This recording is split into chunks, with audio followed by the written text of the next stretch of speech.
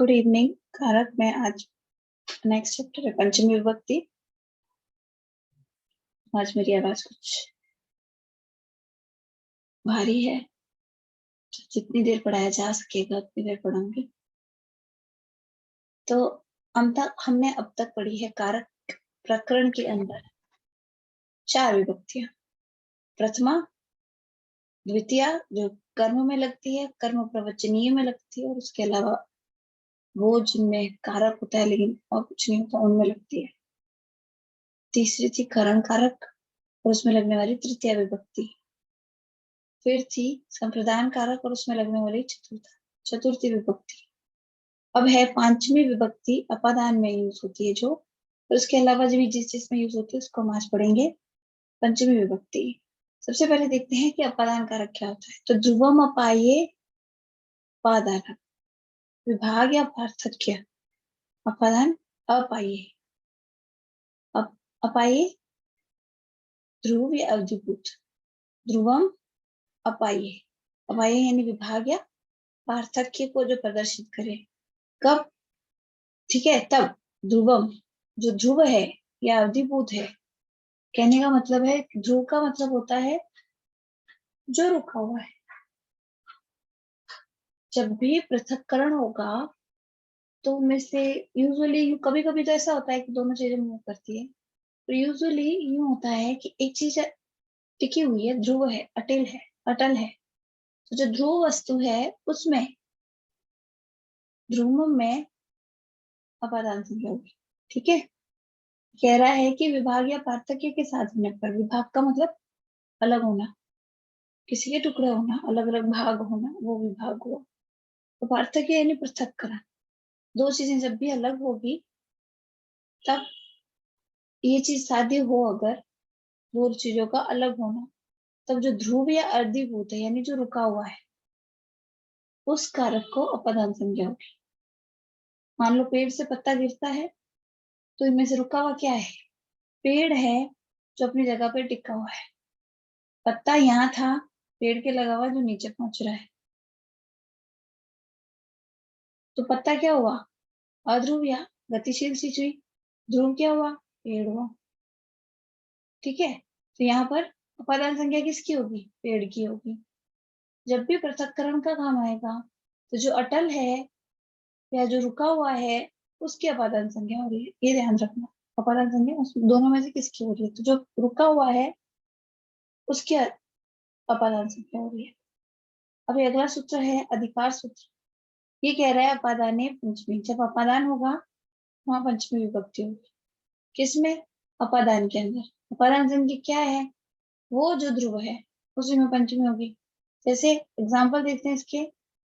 ग्रामात आयाति, गांव से अलग हो रहा है, वो गांव से यहाँ आ रहा है, जैसे वो गांव से अलग हो रहा है। अटल क्या है? ध्रुव क्या है? वो है गांव, गांव वही है, जो आने वाला है वो आ रहा है। इसलिए इस ग्राम के अंदर अपादान संज्ञा होके पंचमी हो जाएगी। प्रक्षात पत्रम पतति, हाँ, धावतो अश्वात पतति, भागते हुए घोड़े से गिरता है। घोड़ा क्या है? घोड़ा वो है जो अभी भी वहीं अटल है, वो नहीं गिरा ना। गिर क्या रहा है?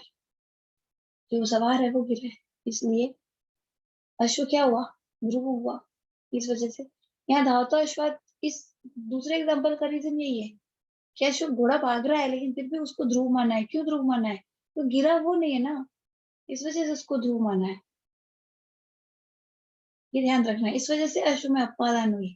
कई बार यूं समझ लेते हैं कि अश्व तो भाग रहा है, गिरने वाला रुक एक जगह रह जाएगा। तो भाई ऐसा भले ही हो, लेकिन ध्रुव क्या है? ध्रुव फिर भी अश्व है। यहाँ ध्रुव का मतलब वो नहीं है कि वो रुका हुआ है एक जगह पे। उसका मतलब ये है कि वो अटल है, उसके साथ कुछ नहीं हो रहा। तो जो भागता हुआ अश्व है वो भाग ही रहा है। गिरने वाला जो उसका बैठने वाला था उसके ऊपर सवार, वो गिरा है। इस वजह से अश्व को अपादान होगा तो गिरने वाला गिरेगा। ठीक है, देन तीसरा हमारा सूत्र है। अब तक समझ में आ गया अपादान कैसे हुआ और उसमें यस मैम कैसे हुई। तो अब आते हैं इसके अलावा और किस किस की अपादान संज्ञा होती है। तो यहाँ भीतरार्थ है ना भय हेतु, तब भी डर का अर्थ होगा ना, भीतरार्थ में भय का डर, भय के अर्थ में, वहां पर किसमें भय हेतु, भय का हेतु क्या है, भय का हेतु यानी सोर्स क्या है भय का। ठीक है, मान लो किसी से भी डरता है तो जिस चीज से भी डर रहा है वो उसका सोर्स हुआ। मतलब बालक अगर अंधेरे से डरता है तो अंधेरा क्या हुआ, सोर्स हुआ उस डर का। इस वजह से भय का हेतु क्या हुआ, अंधेरा, तो वहां पर अंधेरा हुआ। तो भयार्थक और रक्षणार्थक इन दो धातुओं के योग में भय के हेतु के अपादान संज्ञा होगी, भयार्थक और रक्षणार्थक। ठीक है, अब यहाँ रक्षणार्थक में भय क्या होगा, भाई किसी से तो रक्षा कर रहा है ना, जिससे भय, जिस हेतु से रक्षा की जा रही है वो रक्षा क्यों की जा रही है, क्यों उसे भय है इस वजह से रक्षा की जा रही है। तो जिससे भय है उस हेतु की ही अपादान संज्ञा होगी, किसकी, भय के हेतु की, चाहे रक्षण हो चाहे भय हो, क्योंकि रक्षण का भी रीजन तो भय ही होता है इस वजह से। तो भय का जो हेतु है उसकी अपादान संज्ञा होगी। तो एग्जाम्पल लेते हैं, चोरा विवेती, चोर से डरता है, तो चोर है वो भय का हेतु है, इस वजह से उसकी अपादान संज्ञा हुई। और चोरा त्राय थे, चोर से बचाता है, तो भय किससे था, चोर से था, इसीलिए उसी से रक्षा की जा रही है। तो फिर भय का हेतु फिर से क्या हुआ, चोर हुआ, इसलिए चोर में अपादान संज्ञा होके चतुर्थ पंचमी विभक्ति का प्रयोग किया गया। ठीक है, ये वाला सूत्र समझ में आ गया होगा। देन अगला पढ़ते हैं, पराजय रसोड़ा, परा उपसर्ग पूर्वक जी धातु, पराजय, ये इससे बनता है पराजय, किसे, पर उपसर्ग पूर्वक जी धातु से। अब इसमें क्या हो रहा है, रसोड़ा, असह्य अर्थ को, जब भी पराजय हो तो जो असह्य अर्थ है उसकी अपादान संज्ञा होगी। पराजय कब कब होती है, जब कुछ भी ऐसा हो जो नहीं चाहिए लेकिन हो रहा है, तब पराजय हो रही है, अदरवाइज कहाँ होती है। तो जिस चीज से भी, जो चीज सही नहीं है वो वही हावी हो रहा है, इस वजह से पराजय हो रही है। तो जो असह्य है जिससे हम पराजय कर रहे हैं उसको अपादान संज्ञा होगी। जैसे कि अध्ययनात् पराजय, किससे, अध्ययन से पराजय होता है, पराजित होता है। तो अध्यय क्या है, अध्ययन क्या है, असह्य अर्थ, तो इसी में अपादान होके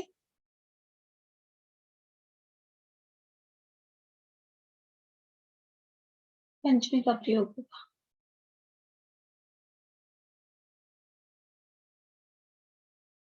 ठीक है, पराजय रसोड़ा, पराजय में अर्थ में।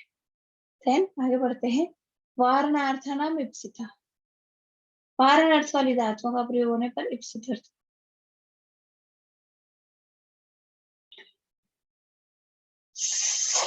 मतलब कि जब भी किसी चीज को वारण करते हैं तो क्यों वारण करते हैं, किसी चीज को बचाने के लिए, इसी वजह से वारण होता है। वारण मतलब किसी का निवारण करना, निवारण नाम का अर्थ तो आता ही होगा, किसी चीज को बचा रहा है, जैसे कि टिड्डी का निवारण होता है खेतों को बचाने के लिए ना, मच्छरों का निवारण होता है खुद की हेल्थ बचाने के लिए, खरपतवार का निवारण होता है खेत के अंदर। तो कुछ बहुत सारी इस तरह की चीजें होती है, पेस्टिसाइड वगैरह ये यूज किए जाते हैं, या कहीं पर भी कुछ एक चीज को बचाने के लिए दूसरी चीज का वारण किया जाता है, कीड़े मकोड़े हटाए जाते हैं अनाज वगैरह से, किसको, अनाज को उनसे बचाने के लिए कर रहे हैं ना, निवारण कर रहे हैं उनका, कीड़े मकोड़ों का। तो वो जो निवारण है उस वो शब्द वारण से ही बना है। जब भी वारण अर्थ में कुछ चीज हो रही है तो इप्सित अर्थ, मैं क्या बोला, इप्सित अर्थ, इप्सित अर्थ क्या हुआ, इप्सित का मतलब तो पता ही है, दो तीन सूत्रों में पहले बताया है, जो इच्छित चीज है या जो चीज प्यारी है एक तरीके से, जो महत्वपूर्ण है एक तरीके से। तो जो इप्सित अर्थ है, इप्सित अर्थ क्या हुआ, जिस चीज को बचाने के लिए हम ये वारण कर रहे हैं वो इप्सित अर्थ हुआ। ठीक है, तो जो इप्सित अर्थ है जिससे हम बचा रहे हैं उसको अपादान संज्ञा होगी। मान लो अगर अनाज को हम गुणों से बचा रहे हैं तो अनाज की अपादान संज्ञा होगी। तो यहाँ एग्जाम्पल देखते हैं इसका। यवेभ्यो गाम वारयति, ठीक है। यव गाय वारयति मतलब यवों को गाय से बचाया जा रहा है, तो यव से गाय को निवारण किया जा रहा है, उससे हटाया जा रहा है, ठीक है। यव से, यव क्या है, यव का जैसे खेत होता है, यव एक अनाज का टाइप है। अभी चूंकि ये बहुवचन में बैठेगा, क्यों, क्योंकि छोटे छोटे अनाज के दाने ऑब्वियसली बहुवचन में बैठेंगे, तो बहुवचन चतुर्थी में लगा है। अभी अभी यवेभ्यः, पीछे ग आ रहा है, इस वजह से इसको सर्व को उ आदेश होके ओ हो गया, यवेभ्यः से यवेभ्यो हो गया। तो ये जो यवेभ्य है यानी यव, जिनको हम किससे बचा रहे हैं, गाय से बचा रहे हैं। कैसे बचा रहे हैं, गाय का वारण कर गया उसको वहां से हटाकर। तो वारण अर्थ के अंदर हमारी इप्सित चीज क्या है, यव, क्योंकि हमें क्या करना है, यव बचाने हैं, इसलिए हम गाय को वहां से हटा रहे हैं। तो इप्सित अर्थ क्या हुआ, यव। इसलिए उस इप्सित अर्थ को अपादान संज्ञा यानी यव को अपादान संज्ञा होकर उसमें पंचमी विभक्ति का प्रयोग होगा, इसलिए यवेभ्यो गाम वारयति। ये वाला समझ में आ गया, वारणार्थानाम इप्सितम, इप्सित वारणार्थानाम इप्सितः, आ गया समझ में। नहीं आया मैम। ओके, फिर से बताती हूँ।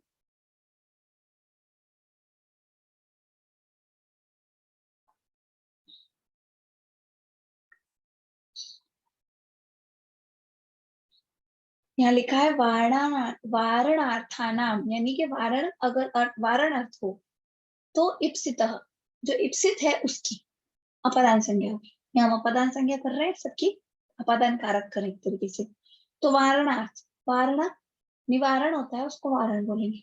निवारण जैसे कि किसी चीज को बचाने के लिए जो उसको खराब कर रहा है उसको हटाना, उसको हम निवारण बोलते हैं। और निवारण इसी वार धातु से इसी शब्द से बनता है, निवारण निपसर्ग बन के निवारण बनता है, अदरवाइज निवारण है। निवारण अर्थों के एक तरीके से निवारण हमने सुना ही है, वो कुछ जाना पहचाना वर्ड है इसलिए उसको यूज कर। जैसे कि खेतों पे कौन हमला करता है, टिड्डी करती है यूजुअली हमला, तो हम टिड्डी का क्या करते हैं, निवारण करते हैं। और जो निवारण कर रहे हैं किसी चीज का, तो कौन सी चीज है जो हमें बचानी है, खेत बचाना है, तो वो क्या हुए इप्सित। इप्सित वर्ड का अर्थ होता है जो चीज हमारे लिए महत्वपूर्ण है, जो इच्छित है, वो चीज, वो हमारा इप्सित हुआ। और उस इप्सित को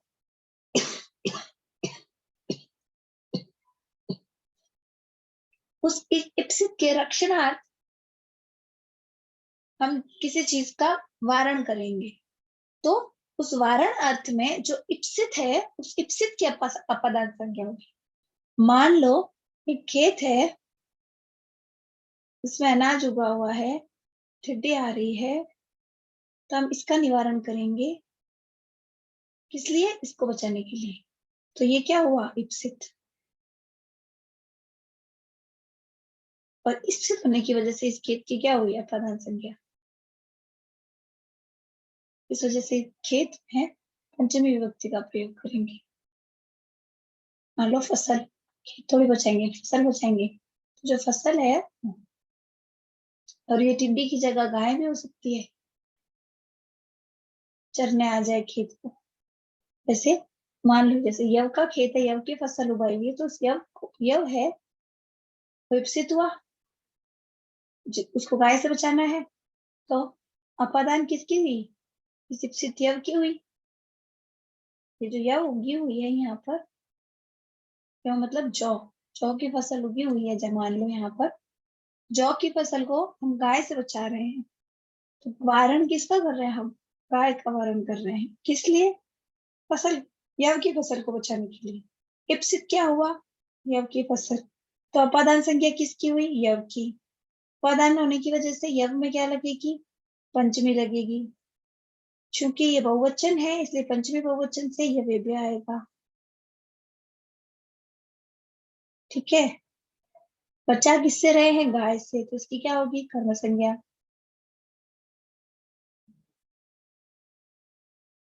कर्म संज्ञा कैसे हुई, कर्तुर इप्सित परम कर्म, कर्म कर्ता को जो सबसे इप्सित हो, यानी क्रिया के लिए जो सबसे इप्सित हो।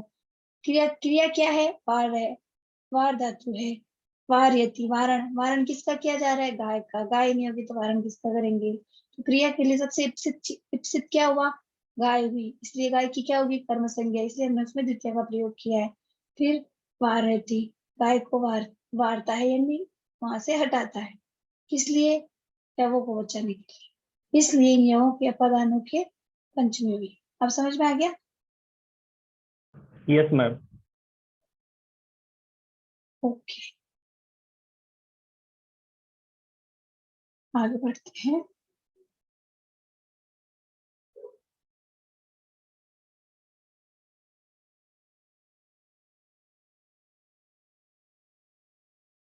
तो अगला सूत्र है हमारा अंतर्धौ येन दर्शनम इच्छति। अंतर्धौ, अंतर्धौ में दो बढ़ाएंगे। अंतर्धौ यहाँ क्या है? विवचन है, तो दो बढ़ाएंगे, ध्यान होना और व्यवधान होना। अंतर्ध्यान यानी गायब हो जाना, व्यवधान यानी कोई रुकावट यानी बीच में कुछ आ रहा है।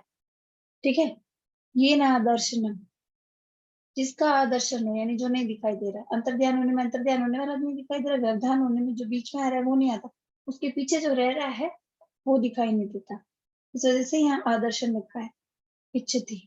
ठीक है, तो अंतर्ध्यान या व्यवधान रहने पर जिसका आदर्शन या छिपना चाहता है उसकी अपदान संज्ञा होती है। अब यहाँ अंतर्ध्यान के अंदर जिसका अंतर्ध्यान हो रहा है वो छिपता है तो उसकी अपदान होगी, और व्यवधान के अंदर जिसके आड़े वो व्यवधान आ रहा है उसकी अपदान संज्ञा होगी। ठीक है, तो जैसे मातुर ने लिए थे कृष्णा,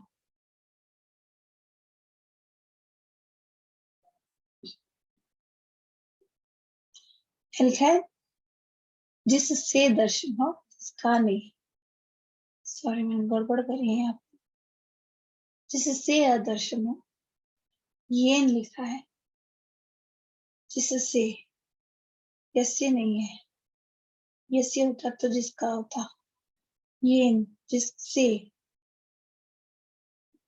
जिससे छुप रहा है ना उसकी, अगर कोई अंतर्धान हो रहा है या गायब हो रहा है तो जिससे छुपने के लिए गायब हो रहा है, तो व्यवधान हो रहा है तो जिसके लिए हो रहा है, जिससे छुपने के लिए, जिससे आदर्शन हो उसकी अपदान संज्ञा होती है। एग्जाम्पल, मातूर ने लिए थे कृष्णा, कृष्ण किससे छुप रहा है? कृष्ण छुप रहा है, किससे छुप रहा है? माता से, तो उस माता में की क्या होगी? अपदान संज्ञा। अपदान संज्ञा से क्या होगी? पंचमी विभक्ति। मातृ शब्द की पंचमी एक वचन मातुः।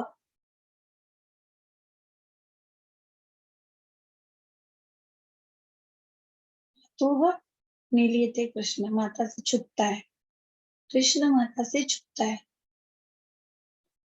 ठीक है, ये वाला समझ में आ गया है? वापस,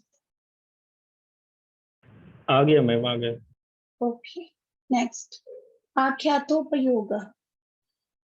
ठीक है, तो आख्यात, आख्यात यानी कुछ भी बोलना वगैरह होता है, नियम पूर्वक विद्या स्वीकार करने में, नियम पूर्वक विद्या स्वीकार करने में जो उपयोग है उसमें जो वक्ता है उसके अपदान संज्ञा होगी। जैसे कि अभी जब हम बढ़ा रहे हैं उसमें मेरी अपदान संज्ञा होगी।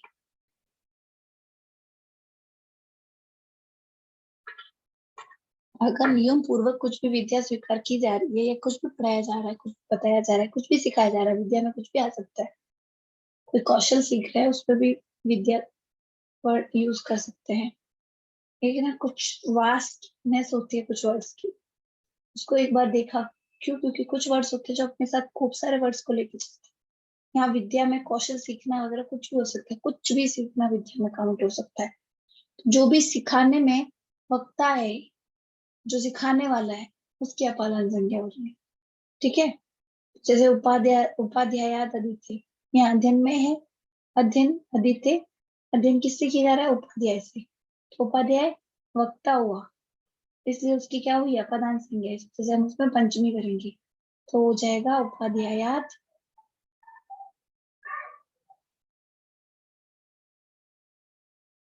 अदिति, पीछे आने की वजह से इसका खुदा हो गया।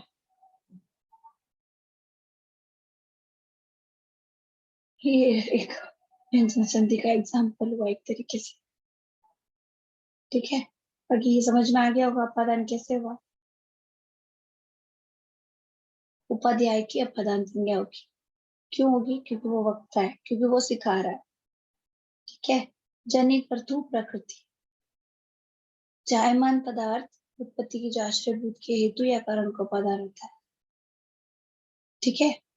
जनित परतु जो जनन करता है उसकी। ठीक है। जैसे कि ब्रह्मास के द्वारा प्रजा उत्पन्न होती है, तो किससे उत्पन्न हो रही है? ब्रह्मा से। उत्पन्न करता कौन हुआ? ब्रह्मा हुआ। तो अपदार्थ संज्ञा किसकी हुई? ब्रह्मा की। ब्रह्म की हुई। उस ब्रह्म को क्या हुआ? पंचमी। पंचमी होके ब्रह्मण बना। प्रजा, चाहे प्रजायन्ते, उत्पत्ति होती है। ब्रह्म से ही प्रजा की उत्पत्ति होती है। ये इसका सिंपल एग्जाम्पल हुआ। जब भी कुछ उत्पत्ति होगी, कुछ भी जनन होगा, कुछ भी बनेगा, तो जो उसके उत्पत्ति में कारण है, जो बनाने वाला है, उसकी अपदान संज्ञा होगी। उससे आ रहा है, इस वजह से। ठीक है। तो वाला भी समझ में आ गया होगा, मैं मानती हूँ। नहीं आया तो बोल देना। देन नेक्स्ट में बढ़ते हैं। नहीं आ गया तो भुवः प्रभवः। ये कह रहा है कि अगर भू धातु के कर्ता के प्रथम उद्गम स्थल को अपदान संज्ञा होती है। अभी ये देखो, भू धातु में कर्ता जो है, जैसे कि कुछ भी भू धातु है। ठीक है।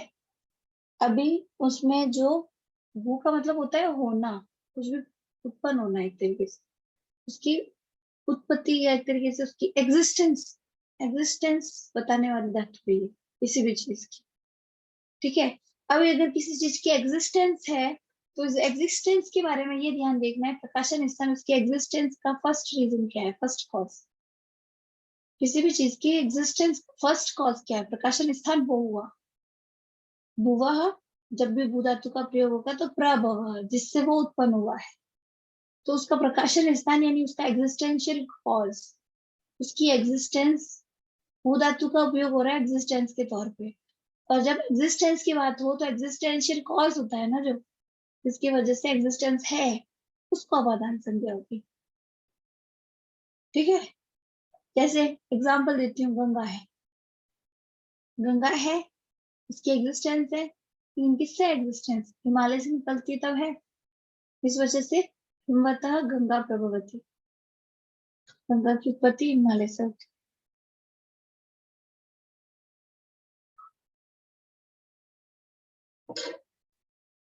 भू का मतलब होता है होना। तो इंग्लिश में इसको एग्जिस्टेंस से समझ सकते हैं, वास्टनेस अदरवाइज समझ नहीं आती।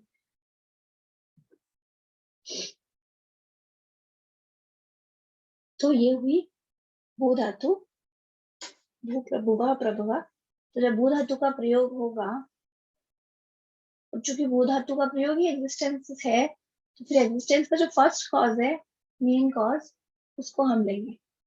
ठीक है। किसमें? पदार्थ संख्या में। उसकी अपादान होगी और अपादान से उसमें पंचमी होगी। तो ये जो हिमालय है हिमवतः, इसके पंचमी होके हिमवतः शब्द बना। गंगा प्रभवती, हिमालय से गंगा उत्पन्न होती है, निकलती है, बहती है, जो भी हम बोल सकते हैं, होती है एक तरीके से, उससे एग्जिस्टेंस होती है उसकी। ये बताना चाह रहा है ये, मर्म ये है इस सूत्र का। समझ में आ गया होगा, ऐसा मानना है मेरा। नहीं आया तो बोल दो। ठीक है, मैं आगे बढ़ती हूँ।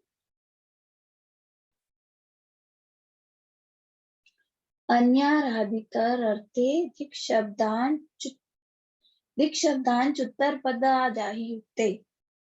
मतलब अन्य, आराध, इतर, ऋते, दिक्शब्द, दिक्शब्दान, च उत्तर पद, नहीं यहाँ अंचु है, अंचुत्तर पद, और आचार्य युक्त है, आचार्य युक्त। ठीक है। इसके टुकड़े करेंगे आजाही के, तो दो टुकड़े होंगे, आज और आहे। प्रॉपर मीनिंग अगर इसका निकाला जाए तो निकलता है अन्य, आरात, इतर, रीते, दिशा के अर्थ में रूढ़ शब्द, अंशु उत्तर प्रत्यय वाले शब्द, आज प्रत्ययांत और आहि प्रत्ययांत। इन सभी शब्दों के योग में पंचमी विभक्ति होगी। यहाँ कोई अपादान संज्ञा नहीं कर रहा, सीधी पंचमी हो रही है। जब भी किसी शब्द के योग में होगी ना तो संज्ञा नहीं होगी वहां पर, वहां सीधी पंचमी, चतुर्थी, तृतीया ऐसे होती है। जैसे नाना वगैरह के योग में चतुर्थी होती है, नमः स्वाहा स्वधा उनमें भी चतुर्थी है। वैसे वैसे अन्य, आराध, इत्यादि, दिशा, अंश उत्तर पद वाले, अच प्रत्यय वाले और आही प्रत्यय वाले इन योग के योग में पंचमी विभक्ति का प्रयोग होगा। एग्जाम्पल देखते हुए इस चीज को समझते हैं कि अन्य है, इतर, आराध, इन सबके अर्थ वाले हो गए। तो अन्यो बिन इत्रो वा कृष्णा किससे है? इन सबके योग की वजह में कृष्णा, तीन शब्दों का एक साथ एग्जाम्पल है ये। तो इस कृष्ण के अंदर पंचमी हो रही है किस वजह से? इन शब्दों के साथ में आने की वजह से। ये आ गया आरा,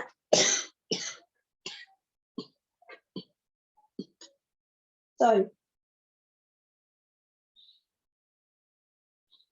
आरात, आरात के साथ में आने की वजह से वन को पंचमी हो गई, रित्ते के साथ आने से कृष्णा को पंचमी हो गई, और दिशा के अर्थ में रूढ़ पूर्व, राम के पूर्व में। यहाँ ये पूर्व दिशा की अर्थ दे रहा, अगर वही समय के अर्थ में देता पहले कुछ हो रहा है। यहाँ ये पूर्व, जस्ट अ मिनट प्लीज।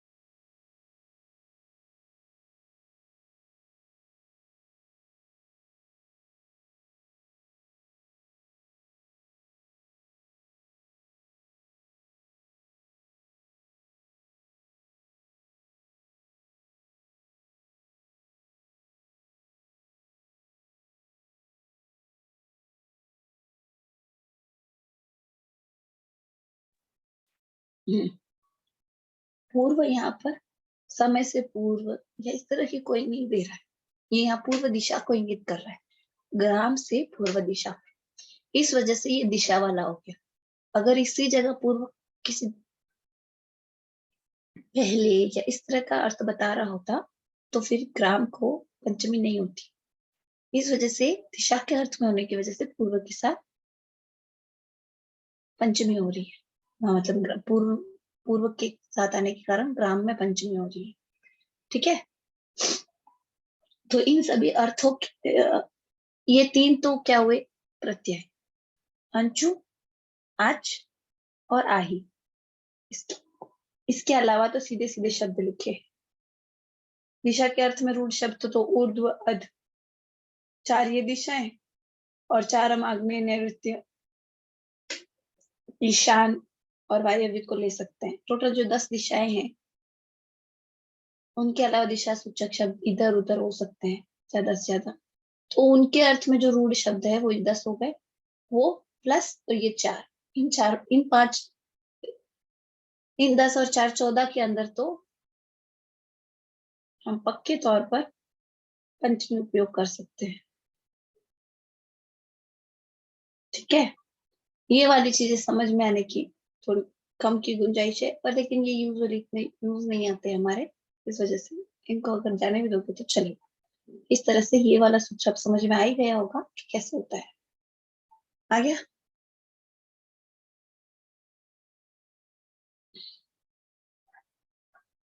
पंचमी के अभी तक 5-6 सूत्र बाकी है, काफी सारे बाकी है। मुझे नहीं लगता मैं इसे आगे बढ़ा पाऊंगी आज की डेट में, तो इसलिए बाकी की क्लास कल करते हैं, आज की क्लास यही खत्म करते हैं। किसी को कोई सवाल है तो? Okay ma'am, no ma'am. Thank you ma'am. Okay, good night.